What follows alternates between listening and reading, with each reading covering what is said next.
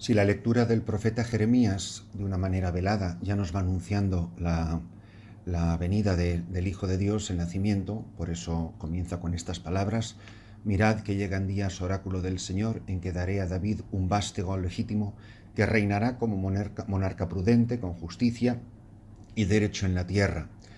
En sus días se salvará Judá, a Israel habitará seguro. Y le pondrás por nombre el Señor nuestra justicia. Será, en definitiva, nuestra justicia la santidad, la presencia de Dios en medio de su pueblo. Pero por supuesto que esto será lo que se repetirá en la antífona del Salmo responsorial, lo que hemos repetido, lo que venimos hace un momento, y por supuesto de la manera más explícita, esto es lo que aparece en el pasaje del Santo Evangelio de esta mañana, en San Mateo, en el comienzo, donde nos narra la anunciación del ángel, en este caso no a María, sino a José. Y cuenta literalmente cómo es el nacimiento de Jesucristo, el Hijo de Dios, con las frases más sencillas, con un lenguaje que no puede ser más sobrio, más discreto, más humilde. Nos narra lo más extraordinario que ha pasado en la historia de la humanidad desde el día de la creación, que María, su madre, estaba desposada con José, y antes de vivir juntos resultó que ella esperaba un hijo por obra del Espíritu Santo. Es una frase, y en esa frase está encerrada el curso de la humanidad. Es decir, que el ser humano, desde Adán y Eva, desde el paraíso hasta este momento, toda la historia de la humanidad, toda la historia de la salvación está dirigido hacia este acontecimiento. Y este acontecimiento es de tal significación que es lo que va a dar sentido a la historia hasta que el mundo se acabe, hasta que venga el Hijo de Dios en gloria. Y la conversación, en este caso, a diferencia de San Lucas, es del ángel en sueños con José, con su esposo. Pero resulta que aquí ya le llama esposo. Sin embargo, antes de vivir juntos estaban desposados, pero no estaban casados, no vivían juntos. Y entonces lo que nos presenta la palabra de Dios, y a mí es de las ideas que a mí más me han llamado la atención este año al leer este pasaje evangélico, es el conflicto entre la buena voluntad de la razón y lo imposible, y las maravillas imposibles, humanamente hablando, que Dios hace en el hombre. Frente a un problema de la gravedad con la que se enfrenta un hombre bueno, inocente, que no ha hecho nada malo, y que se ve afectado por una realidad que a él le parece pecaminosa, que le parece absurda, él reacciona como una buena persona racional. Es decir, decide repudiarla en secreto porque él era justo. No habla ni de la santidad, ni de la pecaminosidad de la Virgen María, ni lo que él pensaba de lo que ella había hecho, ni de la culpabilidad, ni nada. Solo que él, José su esposo, como era justo, que quiere decir en el lenguaje bíblico, como era bueno, como era santo, y no quería difamarla, decidió repudiarla en privado. Y sin embargo, no hace más que tomar esa decisión cuando irrumpe Dios en la vida de este hombre. Y un ángel del Señor le dijo: José, hijo de David, no temas coger a María. Es decir, no le tengas miedo a Dios. No tengas miedo a lo que aparentemente es una cosa mala, es un desastre, algo que te va a traer un perjuicio. No tengas miedo. No temas coger a María, tu mujer, porque la criatura que hay en ella viene del Espíritu Santo. ¿Cuántas veces nosotros, sobrecogidos por una situación a la que nos hemos enfrentado, en la que a lo mejor claramente somos inocentes, hemos tomado una resolución sensata, humanamente prudente, pero que no es la voluntad de Dios? ¿Cuántas vocaciones se han frustrado así? ¿Cuántas decisiones misioneras no se han cumplido? ¿Cuántos esques que hemos pronunciado en la vida no se han llevado a cabo simplemente por razonar de una manera puramente humana?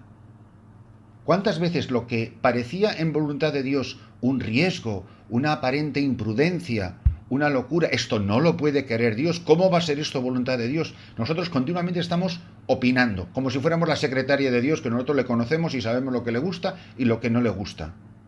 Y sin embargo, muchas veces lo que Dios quiere de nosotros es aparentemente absurdo, porque no nos parece congruente, porque no nos parece posible, porque no es lógico, pero ¿de cuándo la lógica, la palabra lógica, aparece en la palabra de Dios? No tengas miedo a recibir lo que de ella viene, es del Espíritu Santo. Tú no tengas miedo a lo que Dios tiene pensado y planeado para ti. La única explicación que le da el ángel de parte de Dios a José, tú no te preocupes, esto es del Espíritu Santo. Esa es toda la explicación lógica que Dios nos da cuando quiere algo de nosotros que choca contra la racionalidad humana.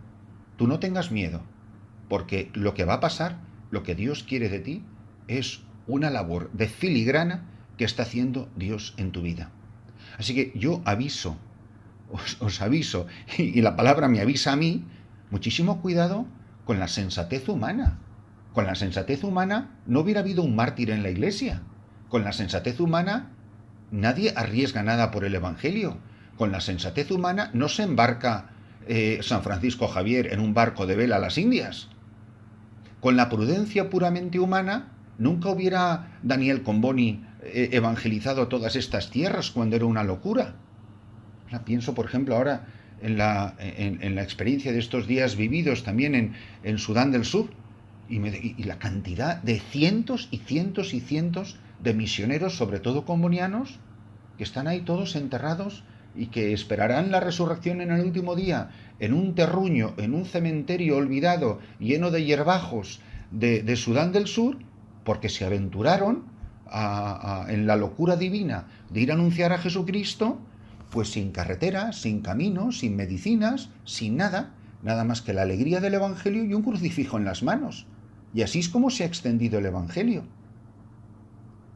Y esto, muchas veces, como los obispos toman decisiones en sus diócesis, cómo hacen discernimientos sobre la vida de sus sacerdotes, cómo los sacerdotes tomamos decisiones sobre nuestra propia vida. ¿Cuántas veces, por ejemplo, hemos puesto como excusa nuestras familias? Que es que mi madre es mayor, es que mi hermana se va a casar, es que pues esto sí, son las excusas que ya nos cuenta hace 2000 años Jesús en el Evangelio. No sirves para el reino de Dios. Todo esto sucedió para que se cumpliese lo que había dicho el Señor por medio del profeta. Es decir, no nos engañemos, la vida nuestra está escrita en el corazón de Dios. El guión de mi vida, la partitura de mi vida, ya está compuesta. ¿Voy a ser fiel a lo que él ha escrito? José podía haber dicho, mira, esto es imposible. Yo estaba soñando, esto ha sido un sueño. Y sigue adelante con su decisión de repudiar a María. ¿Y quién se lo hubiera recriminado? Al revés, le hubieran dicho que era un hombre justo. Fíjate qué bueno es ese hombre, que su mujer la engañó y él, para que no la apedrearan, la repudió en secreto. ¿No? Y todavía quedaría como un hombre estupendo a los ojos de la religión de su tiempo y de la sensatez de los que le rodean. Pero no cumplió la voluntad de Dios. Yo de verdad estoy guiado por el Espíritu Santo o estoy guiado por la pura racionalidad humana infectada por el pecado original. Y me daré cuenta que a lo mejor he sido un hombre muy prudente, un hombre o una mujer muy prudente a lo divino, a lo racionalmente humano, pero no me he dejado mover por el Espíritu Santo de Dios, que quiere demostrar que es Él el protagonista de la historia, haciendo cosas imposibles. Pero si yo me creo que ahora mismo vamos a consagrar un pedazo de pan y un cáliz de vino, y se extiende en las manos, el sacerdote en la epíclesis, extiende las manos sobre las ofrendas, invocando el poder de Dios, el poder del Espíritu, por obra del Espíritu Santo, un pedazo de pan y un cáliz de vino se convierten en su cuerpo y en su sangre. Pero yo eso me lo creo, porque eso es imposible. No temas, José, no tengas miedo de tomar a María, tu mujer, porque la criatura que hay en ella viene del Espíritu Santo. Si José no hubiera asentido, nosotros no estaríamos celebrando esta misa. Es decir, el progreso de la Iglesia y la vida de muchas personas está edificada. O sea, yo pienso, si mi obispo, don Antonio Cañizares, no se hubiese fiado de mí y me hubiese mandado a esta misión, todo lo que aquí ha pasado, con lo miserables y torpes y mediocres que hayamos sido todos los que hemos pasado por esta misión, esto nunca hubiera ocurrido. Ahora todo el mundo viene aquí y dice, qué maravilla lo que habéis hecho aquí en la misión, pero yo pienso en aquellos primeros años, cuando yo no sabía lo que tenía que hacer. ¿Y cómo se fió ese obispo de mí? Cuando él nunca había estado aquí, ni sabía cómo era esto. Y además el arzobispo de Addis Abeba me dice, tienes obligación de decirle a tu arzobispo que vas a ir a un sitio peligrosísimo. ¿No sería eso suficiente razón para que el arzobispo de Toledo, de ese tiempo, me dijera, oye, a lo mejor no es prudente ir así, o ir ahora, o ir de esta manera, o ir en este momento? No. Me acuerdo como si fuese ahora mismo que me dio una palmada en la espalda y cuando le dije lo que me había dicho el arzobispo de Addis Abeba, que esto era un sitio muy peligroso, me dijo, razón de más para rezar por ti. Y así llegué yo aquí con mi atillo al hombro, sin lugar donde vivir, sin coche, sin nada. El único católico que había aquí, durante años, día tras día, mes tras mes. Si alguien no hubiera pensado como José y María en el Evangelio, aquí no estaríamos haciendo la maravilla que Dios ha hecho por medio de gente tan torpe como nosotros. Ahora, ¿cuántos obispos prudentemente a lo mejor hubieran dicho, mira, yo no creo que eso sea prudente, yo creo que a lo mejor es mejor que vayas a otro sitio donde estés mejor, donde sea menos peligroso? Bueno, nunca lo sabremos.